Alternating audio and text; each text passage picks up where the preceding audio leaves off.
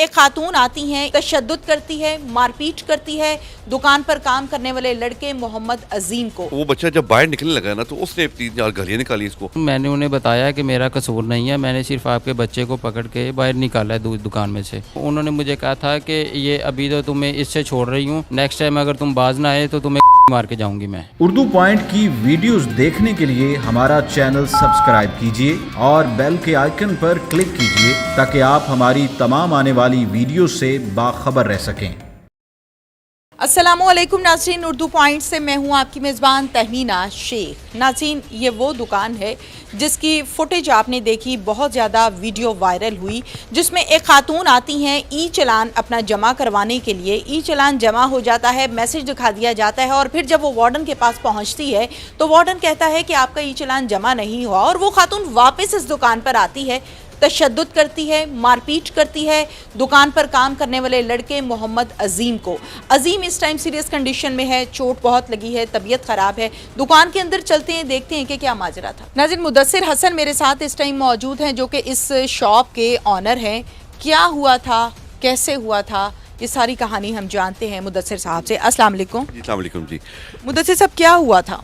हुआ ये था कि एक बच्चा था 13-14 साल का, वो शॉप पे आया है तो मेरा मुलाजिम यहाँ पे था, तो उसके पास उसने कहा कि मैंने ये मेरा चलान हुआ है, ई चलान, तो इसका जैज़ कैश से पेमेंट करनी है मैंने। उसने क्या किया, उसने कहा ठीक है जी मैं आपका पेमेंट करता हूँ। 500 उसका चलान था, वो उसने पे कर दिया। पे करने के बाद वो मैसेज जो आता है जैज़ कैश से, वो उसने उसको दे दिया।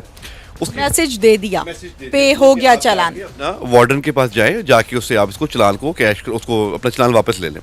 वो वार्डन के पास गया, जाके वार्डन को उसने ये मैसेज दिखाया कि ये मैसेज आ गया, ठीक है, और हमारा जो ये चलान हमारा पे हो गया, तो अब लिहाजा आप हमारी जो बुक है वो वापस दे दें।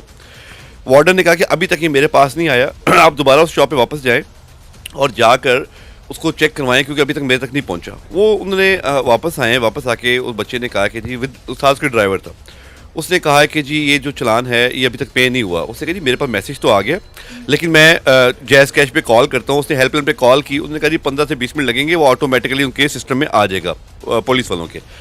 इतनी बात के दौरान ना उसने कहा नहीं जी हमें ये अभी चाहिए।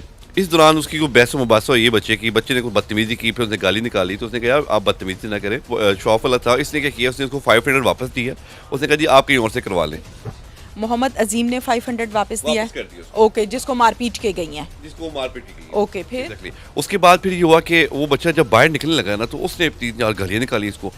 इतनी देर में वो चला गया, फिर अजीम उसके पीछे गया। अजीम ने सिर्फ उसका जस्ट बाजू पकड़ के उसे कहा बेटा गाली क्यों निकाल रहे हो, मैंने तो तुम्हें पैसे वापस कर दिए, इसमें गाली निकालने वाली कौन सी बात है, थोड़ा तमीज़ से बात किया करो। इतनी बात पे उसने रोना शुरू कर दिया लड़के ने। वो ड्राइवर और वो बच्चा चले गए। ठीक 10 मिनट बाद एक खातून आती हैं, साथ उनके एक और लड़की होती है जिसने मोबाइल की कैमरा उसने ऑन किया होता है। अंदर आके वो अजीम से पूछती हैं जी हाँ जी क्या हुआ है। अजीम ने कहा जी इस तरह वो चलान के लिए आए थे, चलान सिस्टम एरर की वजह से लेट हो गया, तो इसमें हमारा फॉल्ट तो नहीं है, हमारे एंड पे मैसेज आ गया था, तो ये सारा प्रॉब्लम हुआ है। इतनी बात अभी चल रही थी। उसने कहा तुमने मेरे बच्चे को हाथ लगाया, तो लगाया क्यों? उसने कहा जी मैंने हाथ नहीं लगाया, सिर्फ मैंने उसका बाजू पकड़ के उसको समझाया था कि बदतमीजी ना करो, गालियाँ ना निकालो। इस बात के ऊपर उसने क्या किया कि वो स्टिक उसने जो अपने बाजू में छुपाई हुई थी, जो कि वीडियो में आप देख सकती हैं, उसे एकदम उसके मुंह पे मारी। मारने के बाद उसके दोबारा मारने की कोशिश की, वो फिर पीछे हट गया। फिर उसने गालियाँ गुलियाँ निकाली औरत ने, ठीक ठाक उसको कहा कि मैं तुम्हें जान से मार दूंगी, ये कर दूंगी, वो कर दूंगी। वो बेचारा घबरा के उसने 15 पे कॉल जब करने लगा, तो उस दौरान जब बीबी को पता चला कि ये 15 पे कॉल कर रहा है, उसने फौरी जनाब क्या किया कि पहले लैपटॉप तोड़ा हमारा, उसके बाद फिर हमारे 3-4 मोबाइल वहाँ पे लगे हुए थे चार्जिंग पे, वो तोड़े और गूल गबाड़ा करती हुई वो गाड़ी में बैठ के चली। 3 से 3.5 लाख का मालिक का हमारा नुकसान जो उसने किया यहाँ पे। उसके बाद फिर वो धमकी भी लगा के गई कि आइंदा अगर आपने ये हरकत की तो मैं आपको छोड़ूंगी नहीं। उसके दौरान फिर हमने 15 पे खैर पुलिस आई, पुलिस ने हमारे साथ बड़ा कोऑपरेट किया, उन्होंने हमें शाम को बुलाया, फिर हमने एप्लीकेशन दी वहाँ पे। दैन फिर हमारा टाइम सेटल, पहले तो वो ट्रेस आउट नहीं हो रही थी कि वो है कौन। इसमें फिर पुलिस ने जो SHO इमरान साहब हैं उन्होंने पूरा उसको सर्च किया, करने के बाद उन्होंने वो उसको ट्रेस किया। ट्रेस करने के बाद फिर हमें शाम को बताया कि आप 7 बजे आ जाए। वो खातून हमने ट्रेस कर ली है, आके उससे हम फिर बात करते हैं। हम 7 बजे थाने चले गए। जब थाने हम पहुँचे हैं तो 7 के बजाय फिर वो 7:30 से 8 बजे से मेरे पास 15 मिनट में आ रही हूँ, मैं 20 मिनट में आ रही हूँ। वो डिफरेंट वे से कॉल्स वगैरह करवाती रही। फाइनली फिर वहाँ पे ASI यासीन साहब थे, उन्होंने भी बड़ी हेल्प की हमारी। उन्होंने फिर उसको ठीक ठाक वार्न किया कि अगर आप नहीं आती तो फिर हम आपके खिलाफ कानूनी कार्रवाई करेंगे। फाइनली फिर उसने 10 बजे फिर वो हमारे पास 2 उनके कोई नेबर्स थे, उनके साथ वो अकेली आई हैं। आके उसने अपना हमने उनसे पूछा कि आपके साथ क्या हुआ है। आपके बच्चे के साथ क्या ज्यादती हुई है? उसने कहा आपने मेरे बच्चे का एक तो बाजू पकड़ा और रुलाया। मैं कहा इतनी सी बात पे आपने उस बंदे को सर पे स्ट्रिक मारी है, इतना हमारा नुकसान कर दिया है, ये कोई मसला था? कहती नहीं मैं माफ़ी चाहती हूँ, ये मेरी गलती है, मैं गुस्से में आ गई थी, वो मेरा बच्चा था। मैं कहा जिसको आपने मारा है वो भी किसी का बच्चा था, उसके साथ भी ज्यादती हुई है, उसकी माँ भी बेचारी घर में परेशान बैठी हुई है और वो आपसे मिलना चाह रही है, उसकी बीवी भी मिलना चाह रही है आपसे। वो कहती है कि हम देखते हैं कि जिसने हमारे बच्चे को मारा हम उसको भी हमसे मिलेंगे खुद जाके। हमने उनको रोका कि नहीं आप ना जाएं, हम जाके जब थाने में कानून में बात आ गई है तो फिर कानून इसके इम्प्लीमेंट करवाएगा। तो उसमें फिर जो यासीन साहब थे उन्होंने उसको ठीक ठाक खींचा उसको, तो फाइनली फिर उसने एक्सक्यूज़ किया, माफ़ी मांगी है, ठीक है। उसने अब हमसे कहा जी कि आप अपना बता दें कितना नुकसान हुआ और मैं आपको रिटर्न माफ़ीनामा भी देती हूँ मैं। उसमें फिर हमने ये डिसाइड किया था कि हम आपको कल बताएंगे। तो वो आज रात यानी कि 9 तारीख को हमारा 8:30 बजे का टाइम डिसाइड हुआ है थाना ए के अंदर। अच्छा ये बताइए कि अजीम जब यकीनन यहाँ पे मार धाड़ हुई, बहुत से लोग थे, सीसीटीवी फुटेज भी वायरल हुई, तो अजीम की हालत कैसी है? वो इतना डिप्रेशन में चला गया है, आप सोच सकती हैं। नाज़रीन, मोहम्मद अजीम इस टाइम मेरे साथ मौजूद है। अस्सलाम वालेकुम अजीम। वालेकुम सलाम। अजीम, आप कब से उस दुकान पर काम करते हो? मुझे तकरीबन 5-6 साल हो गए हैं उधर काम करते हुए। 5-6 साल काम हो गए काम करते हुए। अच्छा, डॉक्टर ने क्या बताया आपको?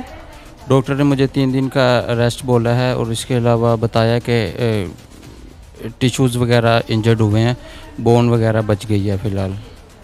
डंडे वगैरह मारती रही हैं वो आपको?